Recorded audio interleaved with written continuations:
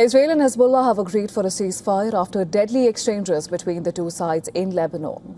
It once again put a deal to end the West Asia war under strain, less than 2 days after it was signed. Now this comes as 2 people were killed in an Israeli drone strike in southern Lebanon, despite the ceasefire being in place.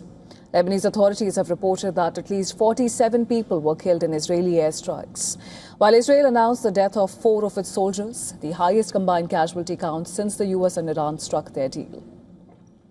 In the meantime, US Secretary of State Marco Rubio and Lebanon's President Joseph Aoun, they held a phone call, and the Lebanese presidency said that Aoun thanked Rubio for US's support but stressed the need for Israeli attacks on Lebanese territory to cease through the achievement of a comprehensive ceasefire. Rubio, on the other hand, insisted on the importance of Lebanon carrying through on its efforts to disarm Hezbollah, which is fighting Israel in the south of the country. According to a State Department official, Rubio and Aoun discussed the next round of negotiations, which are scheduled for June 23rd to 25th in Washington, where the two governments will make progress towards a lasting peace.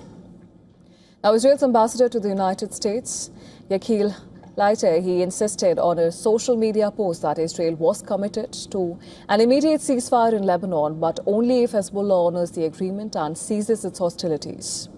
Israeli citizens have also voiced skepticism about the ceasefire currently in place between the two sides. Listen to this. There is no ceasefire. To call this situation a ceasefire is just fooling people. It's showing you a small picture of a broader picture, because just today we were informed that 4 soldiers who went out to defend their country, to defend their people, were killed in the war. Just like that, because there was a drone full of explosive material that just bombed the tank that they were in. The US-Iran peace deal signed this week is also meant to halt the fighting in Lebanon, which Iran says has always insisted that it should be covered under any accord, turning Israel's ongoing campaign there into a source of frustration for Washington. Displaced Lebanese in the south say that they are sheltering in a school in Sidon after deadly Israeli airstrikes on southern Lebanon. The violence is the worst since the sealing of the US-Iran deal to halt the wider West Asia war, which was supposed to also pause fighting between Israel and Hezbollah in Lebanon. The situation is unbearable. People have been in this situation for 4 months, and before that too, for 2 months and 66 days. People have been crushed. They don't even know how they're supposed to live. Thanks to this school, they are helping us in every way they can.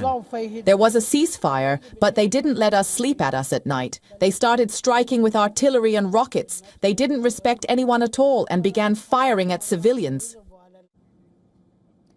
Amidst the ceasefire between Israel and Lebanon, a report by the Washington Post has cited a US intelligence assessment suggesting that Israeli Prime Minister Benjamin Netanyahu is unlikely to halt military operations against Lebanon. The report suggested that Netanyahu was due to take steps that would undermine Trump's peace efforts with Iran. Now, despite this, Trump has praised his relationship with the Israeli Prime Minister. And obviously we fought very well with Israel, and we've had a great relationship with Israel. We're very formidable. And Bibi Netanyahu, he's a warrior prime minister, and he should be acknowledged as that. They should give him credit, because he really did.